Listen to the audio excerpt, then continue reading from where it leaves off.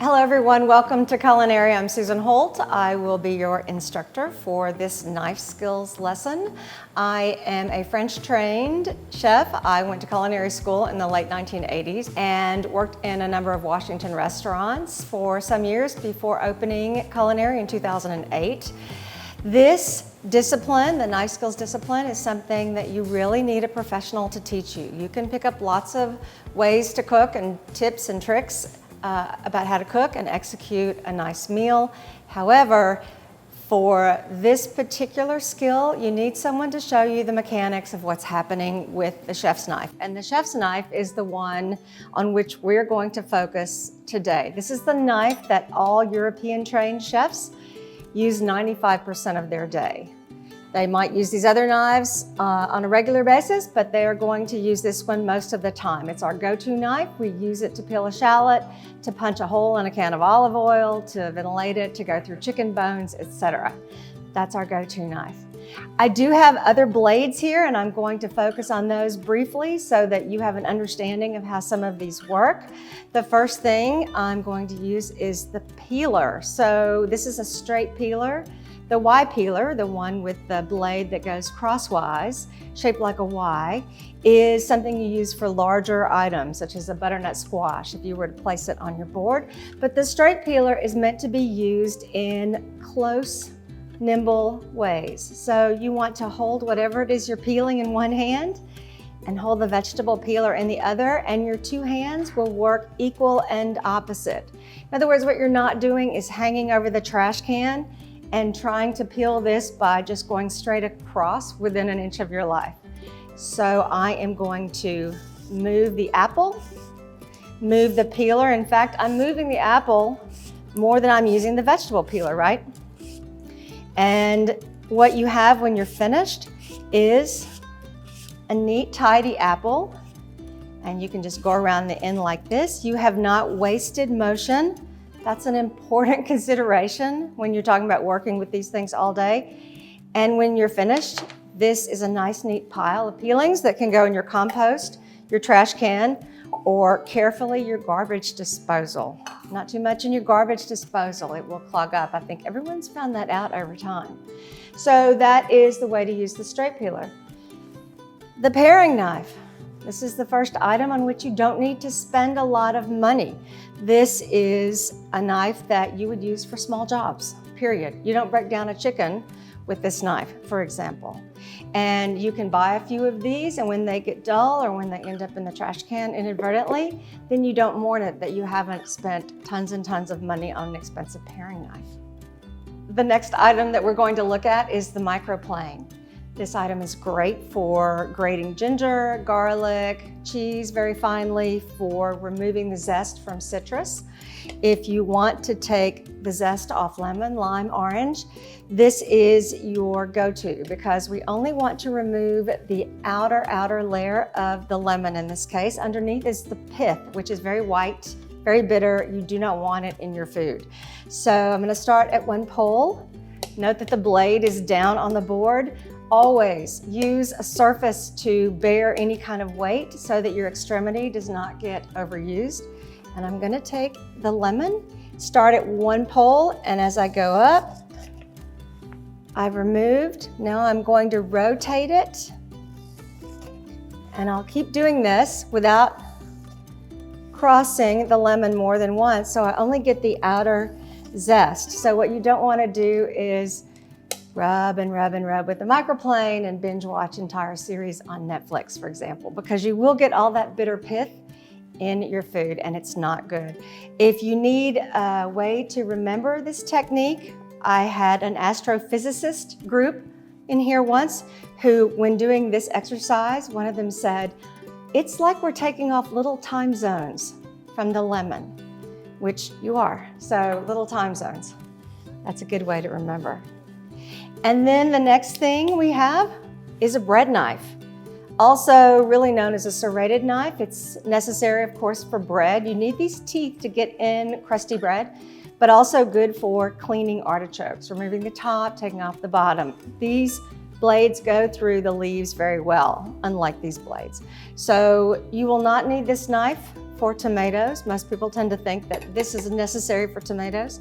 We are going to learn today to keep this knife sharp enough so that the blade will go through the tomatoes, okay? But this is very handy. This is also a knife on which you don't need to spend a lot of money.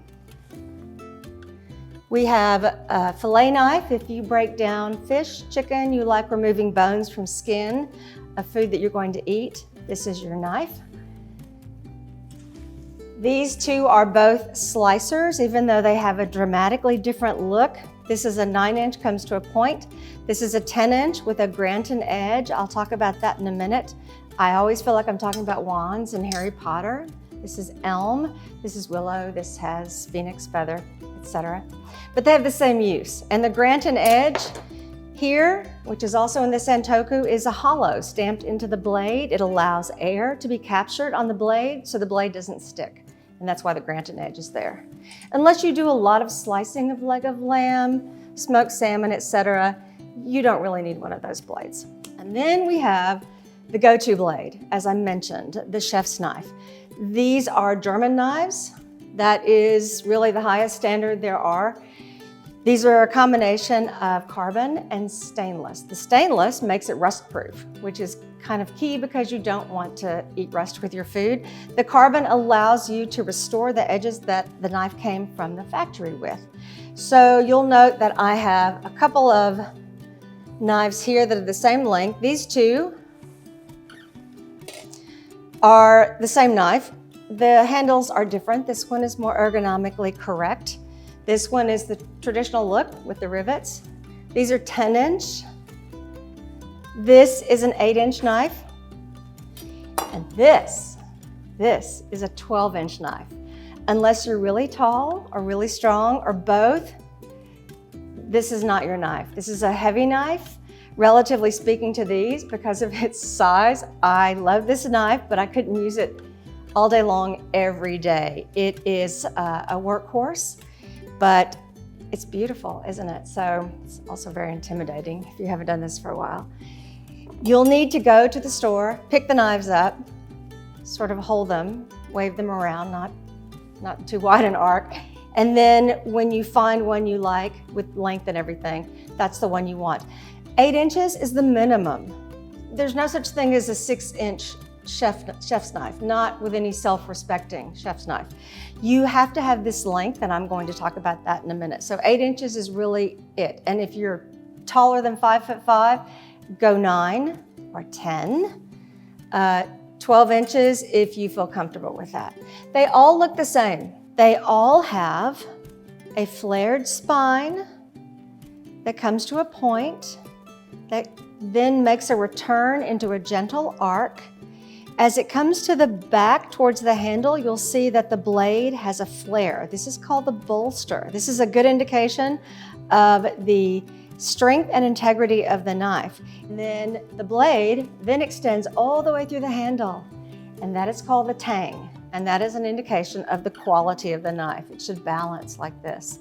As I said, most of these are German. The two biggest companies are Henckels and Wüsthof.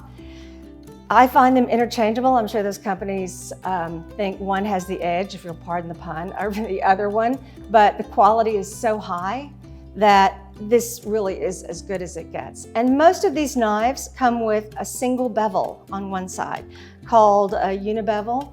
The other side, and it's always on the right-hand side, okay? There's no such thing really as a left-handed knife. You can get one custom made, but it would be a conceit. The left side is flat. The right side is one bevel, and that's the edge that comes from the factory on this knife. So when you buy this knife, this edge is all you need, and you shouldn't have to have this knife sharpened. So let's talk about that for a moment. This is a honing steel. When you put a knife on a honing steel, all you're doing is smoothing out those little imperfections that the knife picks up with use. So you can't really feel it, but you can feel the blade get a little less sharp if it's a new knife and you're working with it. All you need to do is put it on the steel, and all you're doing is capturing that little tiny angle. That's it. You're not bearing down on the blade when you cross it. You're not moving your arm back and forth. All you're doing is smoothing out the imperfections that the knife has picked up through use, like this, 15 or 20 times. And you want to go slowly when you do this. Don't forget, I've done this for 33 years. If you find that it's a little difficult, you can always anchor your knife under a board. That way you're only moving one thing until you get the hang of it, okay? Over and under.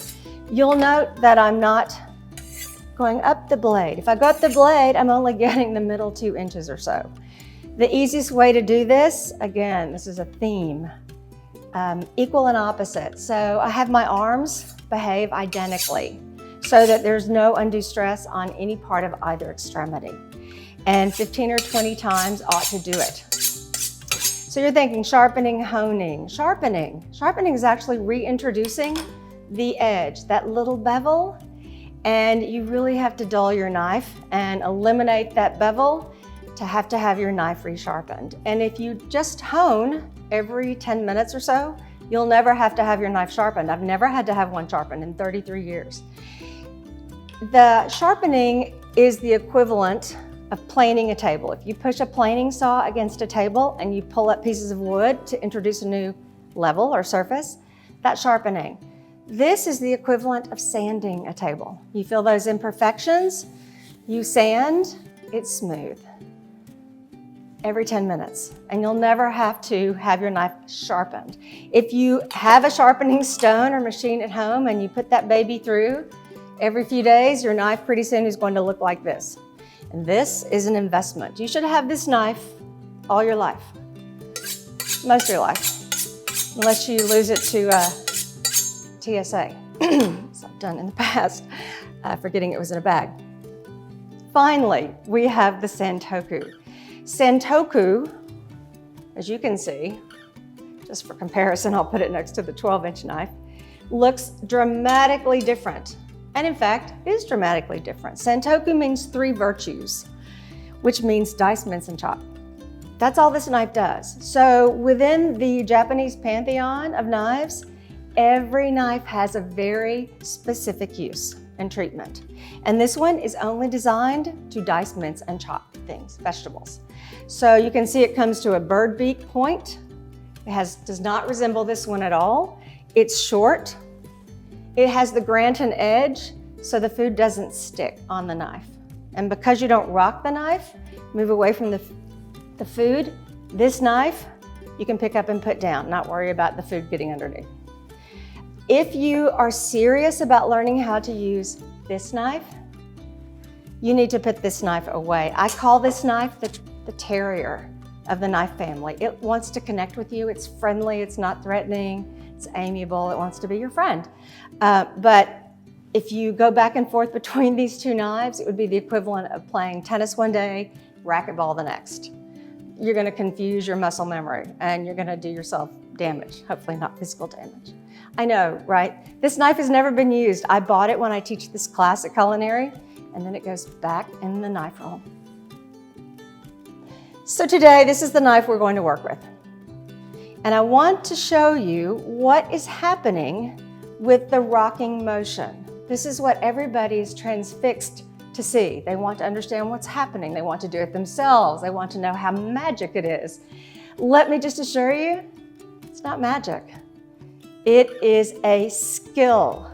So if you play a sport, if you play a musical instrument, you know that as you practice, you get better. As you get better, you gain more facility, more understanding of the motion. And this one particularly is pure muscle memory, period. That is all you want to remember. So before I illustrate this phenomenon, let's talk about holding the knife. When you hold the chef's knife, the 3 fingers, pinky, ring, and middle finger, are lightly wrapped underneath the blade, and your hand is draped over the handle. Your thumb comes up on the blade just to the extent of the thumbnail, and your index finger is lightly draped on the other side. You want to hold the knife firmly, but you don't want to squeeze hard. Even though it's a little intimidating to hold this sharp blade, If you squeeze too hard, you see these white knuckles, you don't have any control. Anything you hold too tightly, a golf club, a loved one, too tightly, you don't have any control over it. The knife is no different. When you set up on the board, this is one that is difficult for most people because everybody sort of goes like this. Everything needs to be at right angles. The reason for this will become apparent here soon. But right angles, you, the food, the board, the knife, everything, stay at right angles. For one reason, this way you're assured that the cuts you think you're making are actually going to be the kind of cuts you're making rather than on the bias. And two, I'm giving away what's about to be revealed. This knife is going to leave the food behind. So if you're cutting at an angle, the food is going to end up here on the floor, somewhere else. We don't want that. With the board, you want to anchor it with a wet towel. That way the board doesn't move. Safety, safety, safety, safety. You don't want the kids, the dog, the phone, anything to make you distracted from your task. Even chefs cut themselves. And it's not because they don't have this skill, it's because they're distracted or they're in a hurry or they're preoccupied. So it's like any other thing that you want to make sure you're in control and you're prepared. That's what this is. That's why the uniform is military. It's prepare and prepare because anything and everything can happen. And if it's rote and you're prepared, you'll be fine. So in this case, I've got the celery here. Let's say I wanted to cut the celery in the middle, down the length of the celery to make the pieces smaller.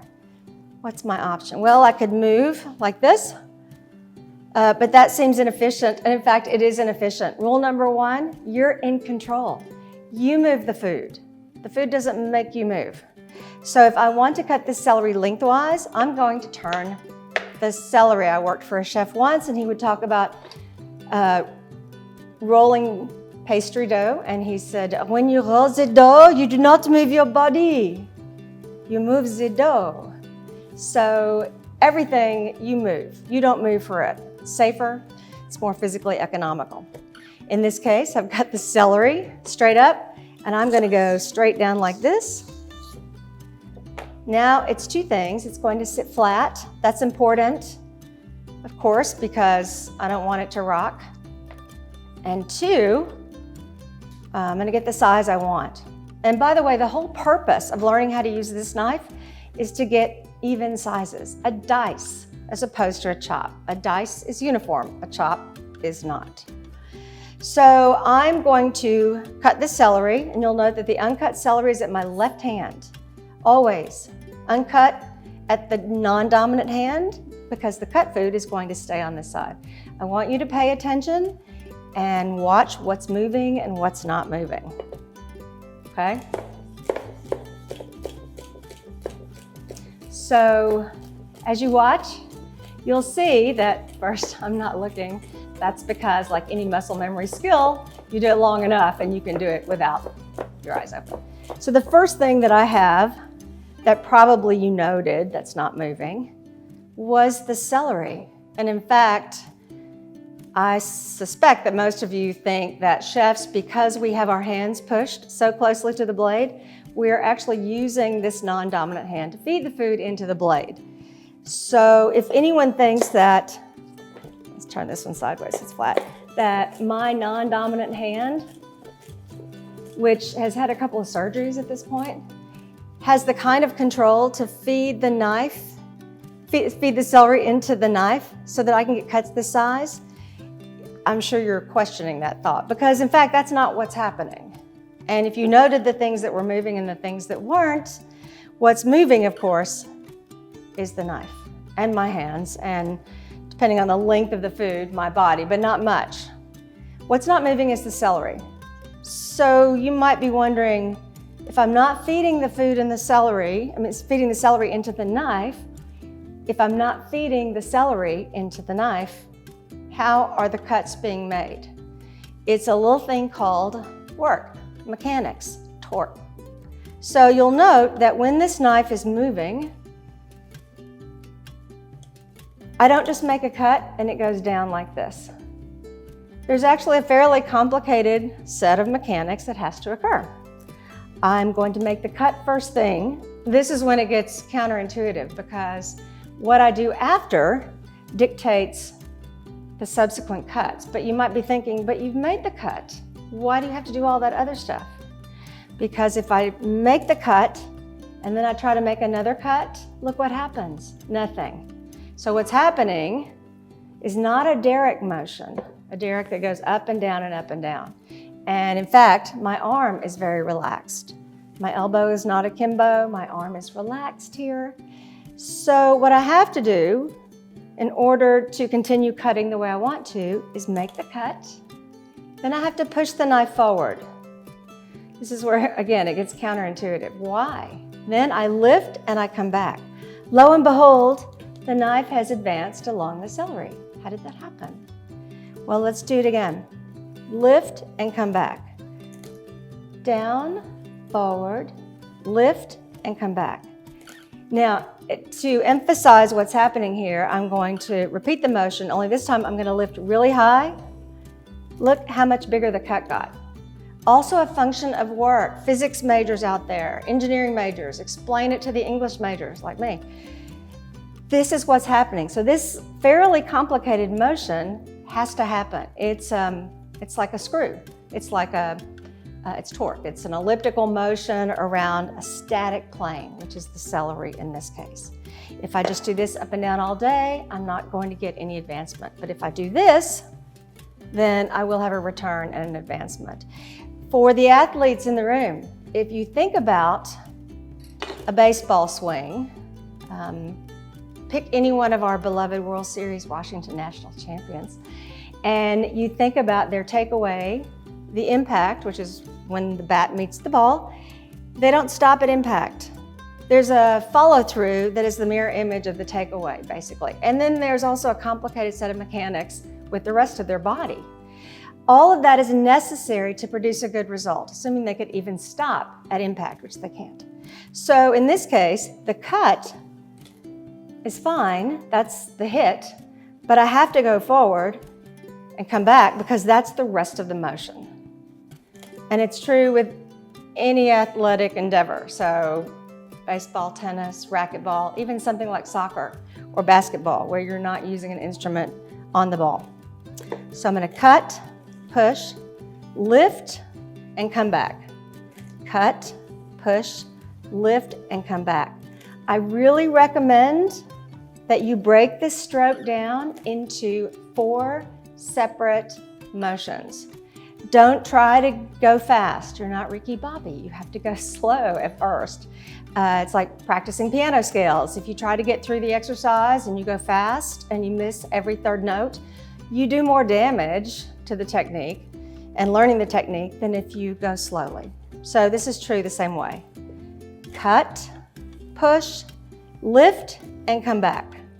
Cut, push, lift, and come back. And now you see why the position of the food is important. The cut food stays on the side of the blade. If I have something up here like this, if my board is messy, this is called cutting board management. The board is messy and I try to do this stroke, the tip of my knife is going to catch on all these little bits and it's going to mess up the rhythm, okay? So break it down into 4 pieces. Cut, push, lift, and come back. Cut, push, lift, and come back. And the other thing that is good to get in the habit of, use every single inch of the chef's knife blade that you have. Watch me use the 12 inches. This just makes for easier work, okay? So with the 12 inches, I'll still manage to use the entire blade. It's not that I need the entire blade, it's that the length of the blade is what dictates that circular repetitive motion. It makes it a lot easier. I can just assure you of that. Now you're saying to yourself, okay, I get all that. So why do I need to have my fingers so dangerously up against the blade like this? I'll tell you, when I first started cooking, they don't explain why you do what you do. They just say, this is how you do it. So it was really beginning to teach Washington professionals how this works that I had to learn how to explain it. So in the early days, I would just shave off that knuckle. Stop bleeding after a while. Hopefully not in anyone's food. But I realized as I explained to people, this is intimidating, thrilling, but intimidating. So it's not necessary. If you watch me and I don't use this hand at all, I can still do this motion, but what happens? The food moves. So if I don't want the food to move, I can just hold the celery back here, right, and get the same result? Yes, I can. So I don't have to have my non-dominant hand dangerously close to the blade. Obviously, I have the muscle memory now, but it's not necessary for you if it's that intimidating. You can certainly practice, but really, the goal here is to make your work, your prep work, easy at home. In which case, just anchor the food in some fashion, and it's a whole lot easier than having to worry about losing your knuckles, or worse. And you see all the cut food is over here, the uncut is here, the board is clear. If for some reason your food scatters and gets underneath the blade or gets in a part of the board that you don't want, do not, under pain of death, use the blade to push the food. No matter how perversely satisfying you find that sound, it's really hard on your blade. So if you want to use your knife on the steel every 5 minutes instead of every 10, use the blade. If you have to move the food, flip it and use the spine. All right, or alternately, you can flatten the blade and you can pick it up as a spatula, as you would a spatula. And I think it's been 5 or 10 minutes, so it's time now to put my knife on a steel. 15 or 20 times. So the paper trick, not really useful because it's either sharp or not. Once you get to know your blade, you'll realize how much time you'll need to put it on the steel, depending on how many uses you've made or if you've forgotten to do it for a few more minutes than 10. And when you go to transfer food, you want to think in terms of neatness. And if I were putting the celery in a pan, for example, I don't really want to take the board over. That's not sensible. I'm going to make a big mess. To pick up with your hands, slightly more efficient, except that I'm probably going to lose some in the transfer. The best way is to put the bowl under the board and just with your hand, move the celery into the bowl, just as much as you can capture. If you use your knife, you're going to spend a lot of time trying to guide it in the bowl. Your hand is the best tool for that. And we talked a little bit about why it's important to develop this knife motion and learn how to use the knife properly. Again, it's all about efficiency. And if we were looking to do a nice dice, even a chop, it's going to be faster if we know how to use that knife. So the difference between a dice and a chop, most people tend to think that a dice is small and a chop is large. But you can have a large dice and you can have a small chop. The distinction, of course, is only in the shape. A dice is uniform, a chop is not. So let's take, for example, a carrot. How would we dice a carrot? Let's show you how to dice a carrot. How do I get this into even pieces? First, I'm going to peel the carrot. I'm not going to hang over my trash can and let these carrot peelings fly everywhere. I'm going to put the carrot on the board deliberately and, in other words, not put too much pressure on my non-dominant arm and shoulder. And then I'm going to go on the other side. I'm holding both ends. And then I have this lovely, nice pile of peelings that I put again in my trash or my compost. Now, let's take the apple. This is going to give me a little bit better view for you. Let's take the apple and show you how I would cut a small dice. A really small dice is called a brunoise. Pronounce that S as a Z. It's got an E at the end of the word, a brunoise. So the first thing I want to do is make it flat. Okay, that's so it's safe. Now, a brunoise is a cube, a perfect cube. And the perfect cube is small. So it's going to be a little tricky because, of course, these sides are rounded. So it's like any problem in life, I want to break it down.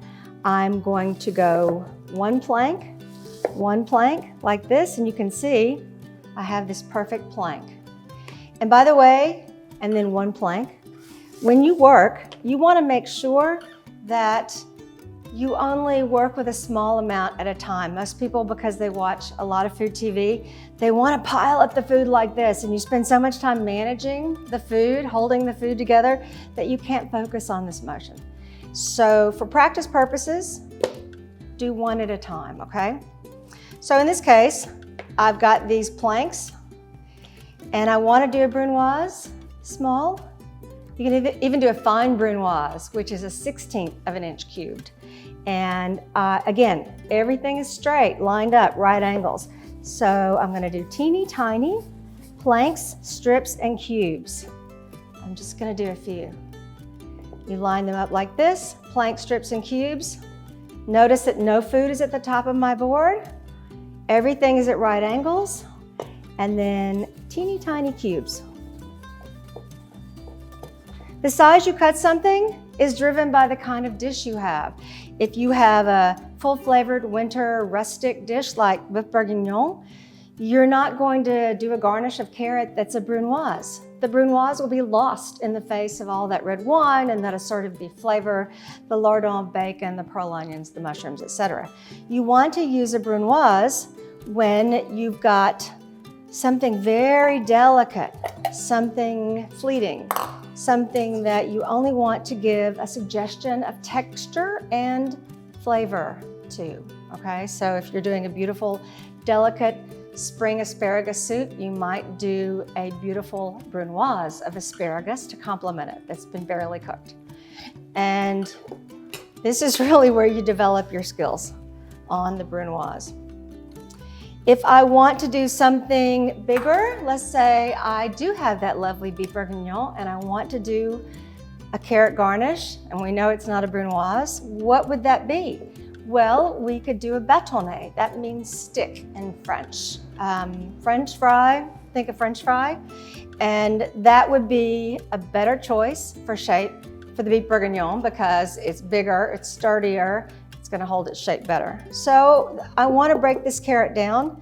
First thing I'll do is cut the ends off. So I'm going to cut one end off. By the way, I want you to note that my knife never goes straight down. My knife is always moving forward. That way I put less work, less effort, certainly safer, not as dangerous. So I want to cut the other end off. Do I go down here and sort of try to hold the carrot? No. Remember, who's in charge? You're in charge. Make the carrot move for you. So I'll cut this end off here. Now I want to cut the carrot in 2 1/4 inch slices or pieces. That's about the length that a number of French cuts have to be. Any longer and it's too unwieldy to eat. So 2 1/4. This one has a little dog leg in it. I'll have to worry about that later. All right. And then you want to sit it on its little flat end. Because what? Because it's scary when it rocks. So give it a flat edge. If you can't sit it on an end, slice a small piece off the side and then you can rest it there. So it's sitting flat. Note I am going to use the entire length of my knife, especially with the carrot,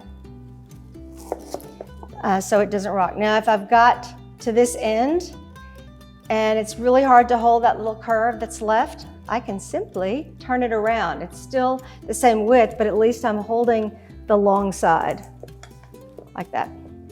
And I've got the planks and I can do the strips and the cubes just like the apple.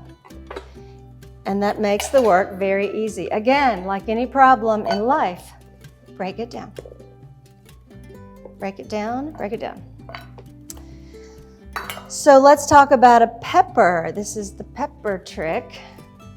Most people, because they want to take off the stem, they cut the stem off. And then you're left with those spongy ribs inside and seeds, and it's a big mess, right? Instead, try taking off the other end. Now I'm going to put it stem side down on the board, and I'm going to cut, but I'm not going to cut through. I'm going to cut just up to the seeds and the stem so that I can peel it back and peel it away like a flower, and I leave the stem behind. And if you have say texture issues. Most small children have texture issues. They learn to grow out of them. If you have a picky eater as a child at home, it's not taste, it's almost always texture. What I call uneasy textures, like mushrooms and winter tomatoes. So you want to remove that, and then you'll be all ready to go. If I want to cut, let's say, a julienne of this pepper, I'm going to put it on the flesh side down for the moment. And the skin side is up, and I want you to listen to the sound. If you can hear that, it's making a noise. That's because it's difficult to get through the skin side first. I can emphasize it with a knife that doesn't quite have the edge.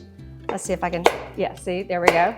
So if you've done this with a pepper or a tomato, gone through the skin, and it seems to be a genetic thing, we want to go through the skin first. I don't know what that is. Now let's watch. I'm going to take the same knife and I'm going to turn it and go through the flesh side first. All right, same knife. So what's happening is just that little bit of momentum that I gain by first going through the flesh and then hitting the skin is just enough to make it go through quietly and smoothly. So anything that you have, even if you've got a really sharp knife, anything you have that has a skin that's difficult to get through, do it a different way. Go skin side down, cut the flesh first. It's always easier. Always, always easier. The next vegetable we're going to work on is the onion. Now this is different from all the other things we've done, and we don't really employ that torque motion in this particular case. So with the onion, you have two poles. One end is the flower end, that's the dried wispy tail. The other end is the root end, that's the one with the little dried hairy bits. So in this case, we want to remove the tail, like that. And for the root end with the dried hairy bits, if you don't really see many of those, it's fine to keep it the way it is. But just so they don't get in the cut onion, I want to remove them, and I do so simply by pushing the onion against the knife, twisting it. If I try to put it down this way, I'm going to remove more of the root than I want, and that's not a good thing, as you'll see. So now that I have the root end up, exposed, but still fully intact, I'm going to bisect it right through the middle. So the root is important because it holds the leaves of the onion, that's what these are called, together while I make 3 series of cuts so that I can get as close to a dice as possible. So I'm going to take off everything I don't like the look of, if it's dirty or wrinkled or dried or just unpleasant in general. Now I've got the clean onion with the root still fully holding on to everybody. I'm going to bring it down to the end, and I'm going to hold the knife more by the handle, less with that grip up, more on the end, because I want to be able to get the knife flat. So I'm going to bear down on my hand so it anchors the onion, and I'm just going to slide through, stopping short of the root. I don't want to go through. I want the root to remain intact so that the onion stays intact, because I've got 2 more sets of cuts to make. Now I turn it 90 degrees, and just with the tip of my knife, I'm going to come as close as I can to the root without going through. Then I'll turn it back in the original position, and I'm just going to go across like this. In this case, because I'm only making 4 or 5 cuts, I don't try the rocking motion. It's a little too high. It's not efficient. This is all about efficiency, so use whatever motion that's acceptable works for the task at hand. I'm going to continue to go like this, and when you get to the end, to the root, you can go around the root, just like this, and do the rest, and then throw the root away. You don't want to eat the root. It's tough, it's bitter, okay? So this is how you get a dice out of something that's really kind of round. These little dice pieces. All right, and it's even. That's the important thing to remember, that it's even. And again, we'll take our bowl under the board and we'll use our hand and we'll transfer it. So if you find that your eyes water with onions, uncharacteristically mine are watering today, you have no real choice. Some people just have more sensitivity than others. The reason the onion makes you cry is because when the onion is cut, there are two existing enzymes in the onion and they meet, and they are not happy when they meet, and they produce that fragrance and that noxious enzyme that then gets in your eyes and makes them water. So it does help if your onion is fresh, not refrigerated, tight to the skin, your knife is sharp, and of course you work rather quickly but safely, and that will help. Let's say you want to give an orange and you want to do what's called a supreme of orange. That's just to remove all of the flesh, leaving behind the pith, the peel, the membrane, everything. This is how you would do it. This technique is actually very useful for anything that you want to remove the outside of that will take away everything, all right? So if you think in terms of a watermelon, a pineapple, even a kiwi, which is hard to get the skin off, do this trick, cantaloupe. Cut one end off. In this case, I'm using the boning knife, just because it's small. Cut the other end off. Now I'm going to go around the lemon, following the curve of the lemon. You can see the knife is arcing to follow where it flares out at the equator. This is something you do for someone you love, especially if it's an orange. You do it, and that way they're not eating the peel, the pith, the membrane, anything else. It's just the beautiful flesh. My children grew up eating oranges and grapefruit like this until they got to be grown, and I could do a lot of oranges and grapefruit for them. I could do it fast, but I thought now it's time to teach a man how to fish. So if you want to remove the segments, and this is also a garnish in certain fish dishes in French cuisine, you go in between the membrane here on one side, between the other, and you can see you have just the little tiny fruit like that. You would, of course, need to remove the seeds before you garnished a dish with it. But this is called a supreme. You can do this with oranges, grapefruit, lemons, etc. And you don't want to eat that pith. So, a gift of love. It's really nice. I'm going to show you a neat trick for peeling garlic and pureeing garlic. Sometimes you want that raw garlic punch without the raw garlic crunch. And it's really hard to mince it fine enough where you don't get that residual little texture. So in this case, I'm cutting the end of the garlic off where the root is.